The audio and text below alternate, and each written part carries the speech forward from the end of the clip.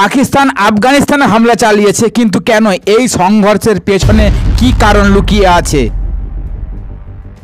বন্ধুরা, আজকের ভিডিওতে আমি জানাবো পাকিস্তান কেন আফগানিস্তানে হামলা চালিয়েছে এবং এর পেছনের গুরুত্বপূর্ণ তথ্যগুলো তুলে ধরব।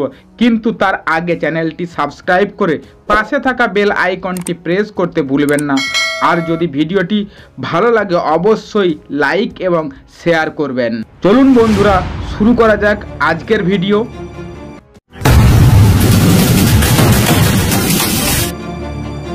1947 সালের 14ই আগস্ট ব্রিটিশ শাসনের কাছ থেকে স্বাধীনতা লাভ করে পাকিস্তান।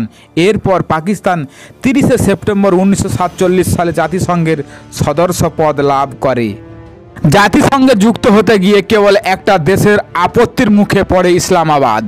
প্রতিনিধি হিসাবে হোসেন আজিজ সেই বিরোধ কেবল ভোটের মধ্যেই সীমাবদ্ধ থাকেনি, বরং সময়ের সঙ্গে সঙ্গে দুই দেশের সম্পর্ক জটিল আকার ধারণ করেছে।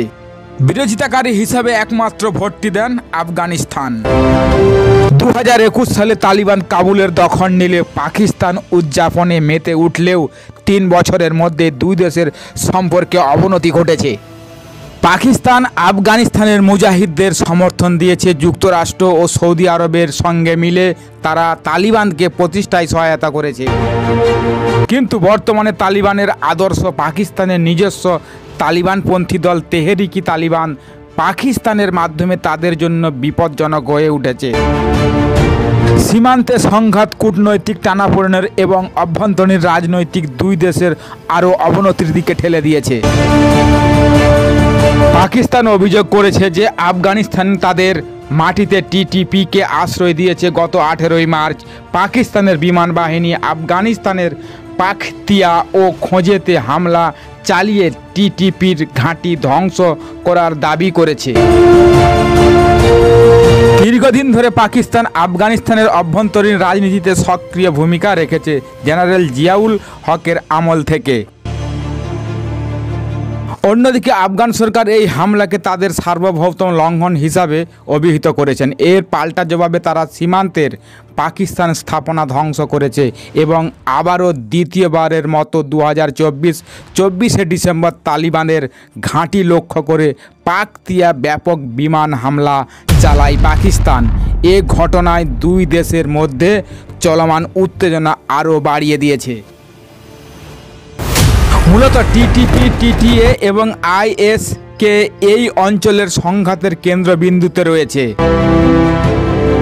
টিটিপি ও টিটিএ উভয় পশতু গোষ্ঠীর দ্বারা প্রভাবিত।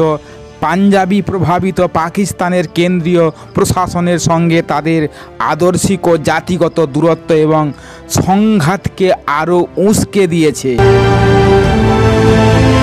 এদিকে তালিবান শাসিত আফগানিস্তানের টিটিপিকে নিয়ন্ত্রণ করতে অক্ষম। একই আদর্শে বিশ্বাসী হওয়ায় তালিবান টিটিপির বিরুদ্ধে পদক্ষেপ নিলে তাদের নিজেদের কর্মী ও সমর্থকদের বিক্ষোভের মুখে পড়ার আশঙ্কা রয়েছে।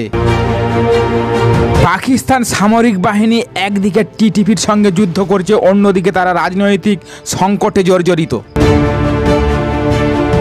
ইমরান খানের বিরুদ্ধে কঠোর পদক্ষেপ নেওয়ার কারণে সেনাবাহিনী দেশটির একটি বড় অংশের জনরসের মুখে পড়েছে। অনেকের মতে জনগণের আস্থা ফেরাতে তারা আফগানিস্তানকে দোষারোপ করছে।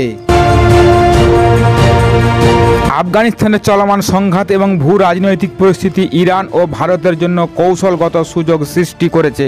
কাবুল এখন চাবাহার বন্দরের ওপর আগের চেয়ে বেশি নির্ভরশীল হয়ে উঠেছে, যা পাকিস্তানের অর্থনৈতিক প্রভাবকে সীমিত করছে। এর ফলে আফগানিস্তানের সঙ্গে ভারতের সম্পর্ক আরও মজবুত হয়েছে এবং আঞ্চলিক বাণিজ্য যোগাযোগের নতুন সম্ভাবনা তৈরি হয়েছে।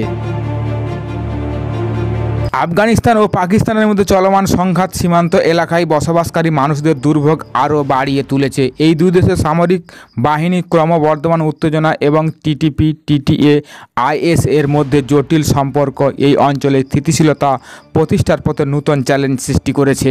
বিশেষজ্ঞদের মতে পাকিস্তানের সামরিক ও কূটনৈতিক নীতির ফলে উদ্ভূত জটিলতা ভবিষ্যতে আরও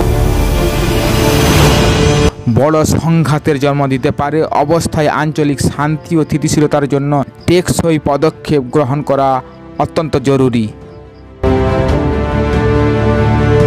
ভিডিওটি শেষ পর্যন্ত দেখার জন্য সবাইকে ধন্যবাদ। দেখা হবে পরবর্তী ভিডিওতে। সবাই ভালো থাকুন, সুস্থ থাকুন।